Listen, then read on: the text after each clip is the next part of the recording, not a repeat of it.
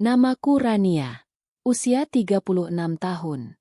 Sebagian orang memanggilku Bu Rania, sebagian lagi masih memanggilku Rani seperti dulu, sebelum status janda melekat di namaku. Sudah 3 tahun sejak suamiku, Dimas, meninggal karena kecelakaan kerja di proyek bangunan. Hari itu masih jelas dalam ingatanku.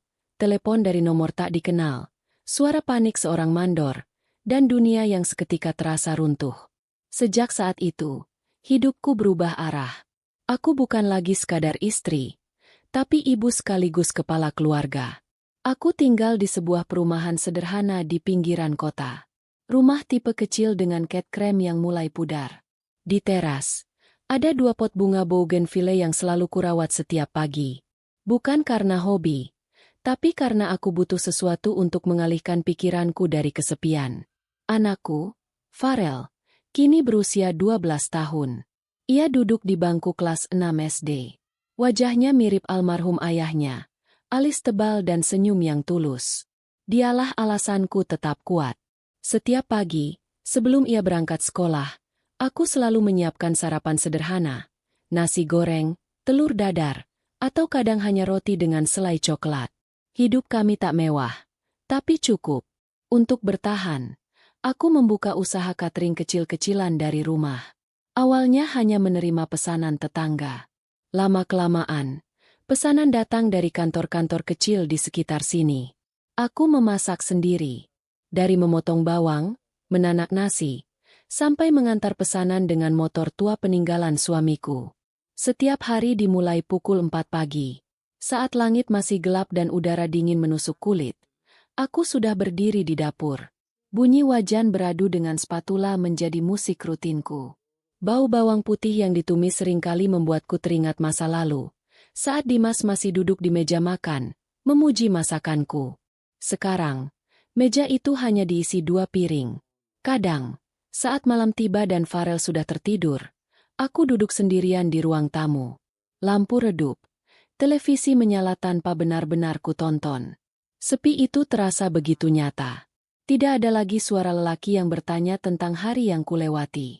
Tidak ada lagi tangan yang menggenggam jemariku sebelum tidur. Aku sudah terbiasa dengan kesendirian. Atau mungkin lebih tepatnya, aku belajar berdamai dengannya.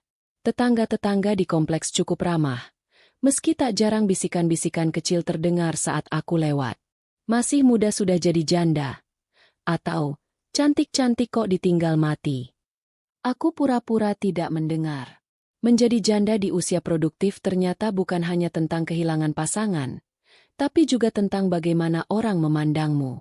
Ada yang iba, ada yang meremehkan, ada pula yang memandang dengan cara yang membuatku tidak nyaman. Karena itu, aku membatasi diri, jarang keluar malam, jarang mengobrol terlalu lama dengan pria. Aku menjaga sikap, menjaga jarak, menjaga nama baik. Hidupku berjalan monoton. Sampai suatu hari, sebuah mobil pick-up berhenti di depan rumah kosong sebelah. Rumah itu sudah lama tak berpenghuni. Catnya mengelupas. Halaman ditumbuhi rumput liar. Aku tak terlalu peduli. Sampai kulihat seorang pria turun dari mobil itu. Badannya tegap. Mengenakan kaos abu-abu sederhana dan celana jeans. Wajahnya bersih. Rambutnya sedikit berantakan. Ia terlihat masih muda. Aku hanya mengintip dari balik tirai dapur. Beberapa jam kemudian, terdengar suara orang memindahkan barang. Lemari, kasur, kardus-kardus besar. Ternyata rumah itu akan ditempati lagi. Sore harinya, saat aku menyiram tanaman di teras, pria itu mendekat. "Permisi, Mbak. Saya tetangga baru. Nama saya Arga." Suaranya ramah. Senyumnya sopan. Aku sedikit kikuk. Sudah lama rasanya tak berbincang dengan pria selain pelanggan atau kurir. "Oh, iya. Saya Rania. Selamat datang." Jawabku singkat. Ia mengangguk. "Kalau nanti saya ganggu karena renovasi atau apa, bilang saja ya." Aku tersenyum tipis. "Iya." Percakapan itu sederhana. Ingat. Tapi entah kenapa, sejak saat itu aku jadi lebih sering menyadari keberadaannya. Pagi-pagi ia berangkat kerja dengan motor sport hitamnya. Kadang ia menyapa saat berpapasan. Kadang membantu mengangkat galon air saat melihatku kesulitan. Hal-hal kecil, tapi cukup untuk membuat hatiku yang lama tertidur sedikit terusik. Aku mencoba mengabaikan perasaan itu. Menganggapnya hanya rasa kagum biasa. Lagi pula, usianya mungkin lebih muda dariku. Mungkin sekitar 29 atau 30. Aku ini janda dengan anak satu. Tak pantas rasanya berharap lebih. Namun setiap kali ia tersenyum, ada sesuatu yang bergetar di dadaku. Malam-malamku yang biasanya sepi, kini sesekali diisi pikiran tentangnya. Bukan pikiran yang aneh, hanya bayangan sederhana. Bagaimana jika suatu hari ada lagi lelaki yang duduk di meja makan itu? Bagaimana jika ada yang menemaniku minum teh hangat sebelum tidur? Aku langsung menepis bayangan itu. Rania, sadar diri. Gumamku pada diri sendiri.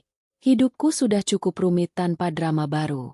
Tapi aku tak tahu bahwa kehadiran Arga di rumah sebelah bukanlah kebetulan biasa. Ia akan menjadi bagian dari cerita yang tak pernah kubayangkan sebelumnya. Dan semua itu dimulai dari hal kecil yang tampak sepele. Sebuah padam listrik. Sebuah sentuhan yang tak disengaja. Dan perasaan yang selama ini kupendam rapat-rapat, perlahan mulai bangkit kembali. Hari itu sebenarnya berjalan seperti biasa. Sejak subuh aku sudah berkutat di dapur. Ada pesanan nasi box untuk rapat kantor kelurahan. 40 porsi ayam bakar lengkap dengan sambal dan lalapan. Tanganku bekerja cepat. Tapi pikiranku entah kenapa terasa lebih gelisah dari biasanya. Beberapa hari terakhir, aku mulai terbiasa melihat Arga di sekitar rumah. Kadang ia menyapu halaman, kadang mencuci motor, kadang duduk di teras sambil memainkan ponselnya. Setiap kali mata kami tak sengaja bertemu, ia selalu tersenyum lebih dulu. Senyum itu sederhana, tapi hangat. Aku berusaha bersikap biasa saja. Menyapa seperlunya. Tidak terlalu ramah, tapi juga tidak dingin. Aku tak ingin menimbulkan salah paham, baik di hatinya, apalagi di mata tetangga. Menjelang sore, setelah semua pesanan selesai dan diantar oleh ojek langgananku, aku duduk sebentar di kursi dapur. Punggungku pegal. Farel sedang les di rumah temannya. Jadi rumah terasa lebih sunyi dari biasanya. Tiba-tiba, lampu di dapur berkedip. Klik. 2 kali. Lalu, mati total. Aku menghela napas panjang. Ya Allah, jangan sekarang. Kulkas, rice cooker, dan kipas angin ikut padam. Aku langsung menuju meteran listrik di depan rumah. Biasanya hanya sekadar turun karena daya berlebih. Tapi kali ini berbeda. Saklar sudah dinaikkan, tetap saja tidak menyala. Aku mulai panik. Besok pagi ada pesanan lagi. Bahan makanan di kulkas bisa rusak kalau terlalu lama tanpa listrik. Aku mencoba menelepon petugas listrik, tapi jaringan sedang sibuk. Saat itulah terdengar suara motor berhenti di depan rumah sebelah. Arga. Aku ragu, antara gengsi dan terdesak keadaan. Namun sebelum aku sempat memutuskan, ia sudah melihatku berdiri kebingungan di depan meteran. Kenapa, Mbak Rania? Listriknya mati. Tanyanya mendekat. Aku sedikit tersipu. Iya, nggak tahu kenapa. Sudah coba dinaikkan, tapi nggak nyala. Tanpa banyak bicara, ia mendekat ke meteran. Tangannya cekatan membuka penutup kecil dan memeriksa kabel. Aku berdiri di sampingnya, berusaha menjaga jarak. Tapi jarak itu terasa begitu tipis. Aku bisa mencium aroma sabun mandi bercampur wangi maskulin yang samar. Kemungkinan kabelnya longgar. Rumah ini kan sudah lama kosong, katanya sambil fokus memperbaiki. Aku hanya mengangguk, meski ia tak melihat. Beberapa menit kemudian, terdengar bunyi, klik. Lampu teras menyala. Aku spontan tersenyum lebar. Nyala! Alhamdulillah. Karena terlalu lega, tanpa sadar aku menyentuh lengannya. Refleks. Mungkin. Atau mungkin karena terlalu lama tak merasakan kehadiran lelaki di dekatku. Sentuhan itu hanya sepersekian detik. Namun jantungku berdegup lebih cepat dari biasanya. Arga menoleh. Tatapan kami bertemu. Ada sesuatu di matanya, bukan sekadar sopan santun tetangga. Aku segera menarik tanganku. Maaf, refleks. Ia tersenyum tipis. Nggak apa-apa. Suasana mendadak canggung. Aku mempersilakannya masuk sebentar untuk minum. Awalnya ia menolak, tapi akhirnya duduk di kursi ruang tamu. Rumahku sederhana, tapi rapi. Aku tak tahu kenapa tiba-tiba merasa gugup. Seolah-olah ia sedang menilai caraku hidup. Kak Rania tinggal berdua sama anak ya? Tanyanya hati-hati. Aku mengangguk. Iya. Suami saya sudah meninggal. Maaf, saya nggak tahu. Sudah lama, jawabku pelan. Ada jeda. Hening yang aneh, tapi tidak sepenuhnya tidak nyaman. Ia bercerita bahwa ia bekerja di sebuah perusahaan kontraktor. Baru dipindahkan ke kota ini beberapa bulan. Ia tinggal sendiri. Orang tuanya di kampung. Kadang sepi juga sih. Katanya ringan. Kata itu, sepi, terasa begitu dekat denganku. Aku tersenyum samar. Sepi itu biasa. Ia menatapku lebih lama dari seharusnya. Tapi nggak semua orang kuat menghadapi sepi. Kalimat itu membuatku terdiam. Aku tiba-tiba sadar. Pembicaraan kami mulai memasuki wilayah yang lebih pribadi. Bukan lagi sekadar tetangga membahas listrik atau cuaca. Setelah ia pamit, aku berdiri lama di depan pintu yang sudah tertutup. Jantungku belum sepenuhnya tenang. Malam itu, aku sulit tidur. Setiap kali memejamkan mata, teringat lagi sentuhan singkat di depan meteran listrik. Terbayang lagi caranya menatapku. Aku merasa bersalah pada diriku sendiri. Ini cuma perasaan sesaat, bisikku. Namun hari-hari berikutnya, interaksi kecil kami justru semakin sering terjadi. Ia membantu mengangkat tabung gas. Ia menawarkan diri memperbaiki keran yang bocor. Ia bahkan sesekali membelikan farel jajanan saat pulang kerja. Aku mulai merasa kehadirannya. Dan itu membuatku takut. Karena semakin aku menyangkal, semakin jelas bahwa ada sesuatu yang mulai tumbuh di antara kami. Konflik itu bukan tentang pertengkaran. Bukan tentang orang ketiga. Tapi tentang hatiku sendiri. Tentang batas yang mulai goyah. Tentang pertanyaan yang tak berani ku jawab. Apakah aku masih boleh merasakan getaran seperti ini? Ataukah aku terlalu jauh melangkah hanya karena satu sentuhan kecil yang terasa berbeda? Aku mencoba meyakinkan diri bahwa semua ini hanya rasa terima kasih. Hanya bentuk perhatian biasa. Tapi jauh di dalam hati, aku tahu, ini bukan lagi sekadar tentang listrik yang mati. Ini tentang perasaan yang perlahan menyala kembali. Dan aku belum siap menghadapi nyalanya. Sejak kejadian listrik itu, hubungan kami tak lagi sesederhana sapaan tetangga. Awalnya hanya obrolan singkat di teras. Lalu berubah menjadi percakapan yang lebih panjang di pagar pembatas rumah. Hingga tanpa terasa, aku mulai menunggunya pulang kerja. Bukan secara terang-terangan, tapi dengan alasan menyiram tanaman saat senja tiba. Aku membenci diriku sendiri karena menyadari itu. Suatu sore, Farel menginap di rumah ibuku karena harus berangkat lebih pagi ke acara sekolah. Rumahku kembali sunyi. Hujan turun sejak maghrib, deras dan tanpa jeda. Angin bertiup cukup kencang, membuat jendela kamar bergetar pelan. Aku duduk sendirian di ruang tamu, menikmati teh hangat. Di luar, suara hujan menciptakan suasana yang aneh, tenang tapi juga menggetarkan. Tiba-tiba lampu kembali berkedip. Aku menahan napas. Jangan mati lagi. Namun tak lama kemudian, rumah gelap gulita. Aku menghela napas panjang. Rasanya seperti deja vu. Belum sempat aku bergerak ke arah meteran. Terdengar ketukan di pintu. Tok, tok, tok. Aku tahu itu siapa. Dengan hati yang entah kenapa berdebar, aku membuka pintu. Arga berdiri di sana. Rambutnya sedikit basah karena hujan. Listriknya mati lagi ya? Tanyanya. Suaranya terdengar lebih dalam karena suasana malam. Iya. Kayaknya kabelnya masih bermasalah. Ia mengangguk. Saya cek ya. Seperti sebelumnya, ia memperbaiki meteran. Tapi kali ini butuh waktu lebih lama. Hujan semakin deras. dan petir beberapa kali menyambar.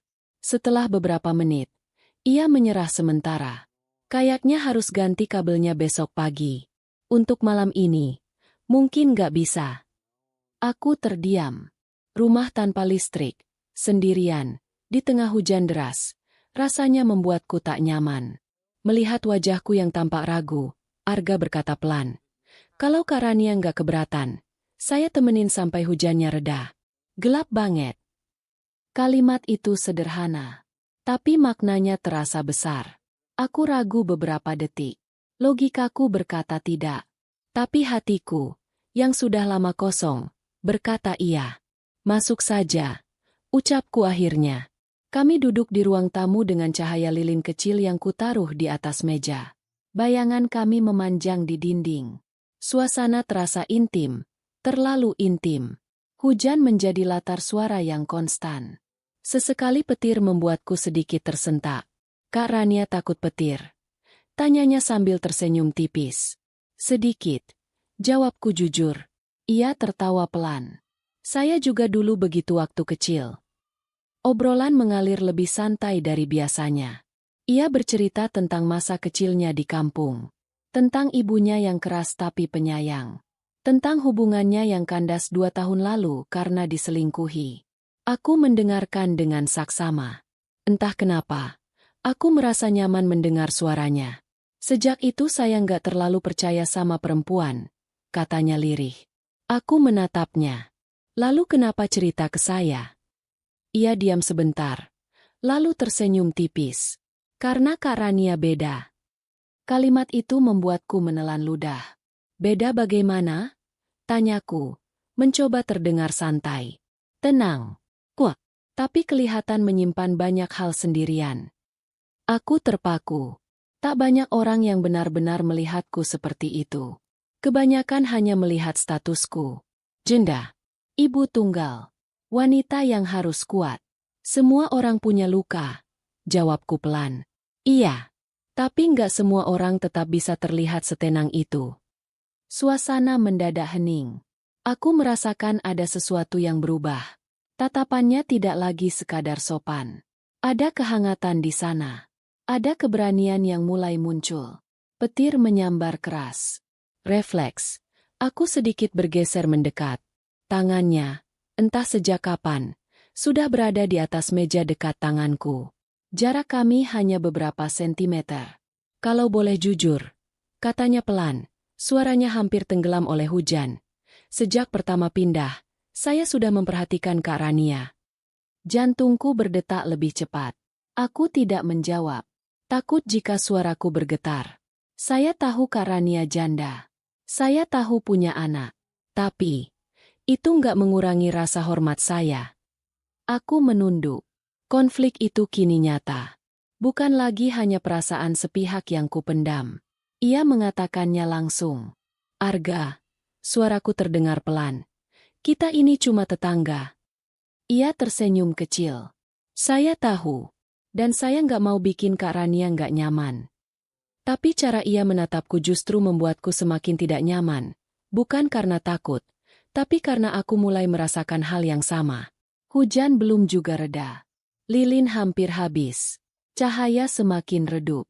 Dan dalam redup itulah, batas-batas yang selama ini kujaga mulai terasa tipis. Ia menggeser tangannya sedikit. Ujung jarinya menyentuh jemariku. Aku bisa saja menarik tangan. Aku bisa saja berdiri dan menyuruhnya pulang. Tapi aku tidak melakukannya. Sentuhan itu ringan, namun terasa seperti aliran listrik yang berbeda. Bukan yang mematikan lampu, tapi yang justru menyalakan sesuatu di dalam dadaku. Aku menatapnya. Ia tidak terburu-buru. Tidak memaksa. Hanya menunggu reaksiku. Dan disitulah komplikasi sebenarnya terjadi. Bukan pada sentuhannya. Bukan pada hujan. Tapi pada diriku sendiri. Aku sadar, jika aku membiarkan ini berlanjut, maka semuanya tak akan sama lagi. Statusku, reputasiku, hubunganku dengan anakku, dan mungkin juga hatiku. Namun di sisi lain, ada bagian dalam diriku yang sudah terlalu lama merasa kosong. Terlalu lama merasa tak diinginkan sebagai perempuan. Dan malam itu, di bawah cahaya lilin yang hampir padam, untuk pertama kalinya setelah bertahun-tahun, aku merasa dilihat, diinginkan, diperhatikan. Perasaan itu manis, terlalu manis, dan justru itulah yang membuatnya berbahaya. Aku menarik napas panjang. Konflik ini bukan lagi tentang benar atau salah. Ini tentang seberapa kuat aku menjaga batas, atau seberapa besar aku ingin melanggarnya. Dan ketika tangannya perlahan menggenggam jemariku lebih utuh, aku tahu, cerita ini sedang bergerak menuju sesuatu yang lebih besar. Sesuatu yang tak bisa lagi kuanggap kebetulan. Genggaman tangannya hangat, tidak kasar, tidak tergesa, tapi cukup kuat untuk membuatku sadar bahwa ini bukan lagi sekadar kebetulan. Hujan di luar masih turun deras. Kilat menyambar sesekali, menerangi ruangan dalam sepersekian detik sebelum kembali gelap oleh malam. Lilin di atas meja tinggal setengah. Cahayanya bergetar kecil tertiup angin dari celah jendela. Aku masih bisa menarik tanganku. Masih bisa menghentikan semuanya. Tapi aku tidak melakukannya. Justru jemariku membalas genggaman itu. Pelan, ragu, tapi nyata. Arga menatapku lebih dalam. Matanya tak lagi menyimpan keraguan, melainkan keberanian yang matang. Ia tidak tersenyum kali ini. Wajahnya serius, seolah memastikan bahwa setiap langkah yang ia ambil bukan karena dorongan sesaat. "Kak Rania," suaranya rendah, hampir seperti bisikan. "Kalau saya kelewatan, bilang ya." Kalimat itu membuat dadaku menghangat. Ia memberiku pilihan, bukan memaksaku. Aku menelan ludah. Jantungku berdetak begitu keras hingga terasa di telinga. Dalam cahaya temaram, aku bisa melihat bayangan wajahku sendiri di matanya. Wanita yang selama ini kukira sudah kehilangan sisi perempuannya. Aku nggak tahu harus bilang apa. Jawabku jujur. Itu bukan penolakan. Tapi juga bukan izin sepenuhnya. Namun dalam diam yang menggantung itu, jarak di antara kami perlahan menyempit. Petir menyambar lebih keras dari sebelumnya. Refleks, aku sedikit tersentak dan mendekat. Dadaku hampir menyentuh bahunya. Ia tak bergerak menjauh. Tangannya yang tadi menggenggam jemariku kini perlahan berpindah, menyentuh punggung tanganku dengan ibu jarinya. Sentuhan kecil itu membuat napasku tercekat. Sudah berapa lama aku tak merasakan sentuhan seperti ini? 3 tahun. 3 tahun tanpa pelukan lelaki. Tanpa suara napas yang beradu dekat di malam hari. Tanpa rasa diinginkan. "Kok enak?" bisikku tanpa sadar dalam hati. Bukan enak dalam arti yang kasar. Tapi enak karena terasa hangat. Karena terasa hidup. Karena ada getaran yang membuatku sadar bahwa aku masih seorang wanita. Bukan sekadar ibu. Bukan sekadar janda yang harus kuat. Arga perlahan mengangkat tangannya. Menyentuh pipiku dengan sangat hati-hati. Seolah takut aku akan menghilang jika ia terlalu cepat. Sentuhan itu membuat seluruh tubuhku meremang. "Sejak awal saya nggak pernah lihat Kak Rania cuma sebagai tetangga," katanya pelan. "Saya lihat perempuan yang kuat, dan saya kagum." Kata perempuan yang ia ucapkan terasa berbeda. Bukan iba, bukan kasihan, tapi pengakuan. Aku menatapnya. Wajahnya begitu dekat sekarang. Aku bisa merasakan hangat napasnya bercampur dengan aroma hujan yang terbawa angin. "Arga, ini salah," kataku lirih, meski tubuhku tak bergerak menjauh. "Salah karena apa?" tanyanya tenang. "Karena aku janda? Karena aku lebih tua? Karena tetangga bisa melihat? Atau karena aku takut pada perasaanku sendiri?" Aku tak bisa menjawab. Ia memberi ruang beberapa detik. Memberiku kesempatan terakhir untuk mundur. Namun yang terjadi justru sebaliknya. Tanganku terangkat perlahan, menyentuh dadanya. Jantungnya berdetak cepat, sama seperti milikku. Kupikir ini hanya mimpi.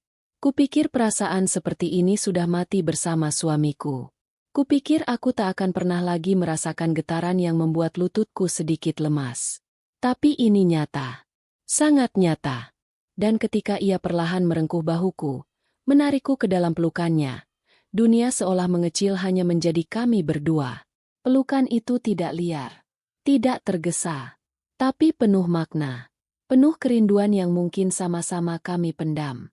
Aku memejamkan mata. Hangatnya meresap sampai ke tulang. Air mataku tiba-tiba jatuh tanpa suara. Bukan karena sedih, tapi karena akhirnya aku merasa tidak sendirian. Arga menyadari itu. Ia sedikit menjauh, menatap wajahku yang basah. Maaf, saya nggak mau bikin Kak Rania nangis. Aku menggeleng pelan. Bukan karena kamu. Lilin akhirnya padam. Ruangan kini hanya diterangi kilat sesekali dari luar jendela. Dalam gelap itulah, keputusan terpenting dalam hidupku setelah 3 tahun terakhir terjadi. Aku tidak lagi berpikir tentang tetangga. Tidak lagi memikirkan omongan orang. Yang ada hanya satu pertanyaan dalam hati. Apakah aku berhak bahagia lagi? Dan ketika ia mendekat, bukan dengan tergesa, bukan dengan paksaan, tapi dengan kepastian yang lembut. Aku tidak menjauh. Bibir kami tak langsung bertemu. Ia berhenti hanya beberapa sentimeter dariku, menunggu izin terakhir. Dan aku, yang selama ini selalu menahan diri, selalu menjaga jarak, selalu menjadi wanita yang kuat, akhirnya menutup jarak itu. Ingat, lembut, tapi cukup untuk mengubah segalanya. Petir menyambar sekali lagi, seolah menjadi saksi bahwa malam itu adalah titik balik. Bukan hanya tentang sentuhan, bukan hanya tentang rasa, tapi tentang keberanian. Keberanian untuk mengakui bahwa aku masih hidup, masih bisa mencintai, masih bisa merasakan. Namun bersamaan dengan hangatnya momen itu, muncul pula ketegangan lain, kesadaran bahwa setelah ini, tak ada lagi jalan kembali ke hubungan tetangga biasa. Batas telah dilampaui. Dan apapun yang terjadi setelah malam ini, hidupku tak akan pernah sama lagi.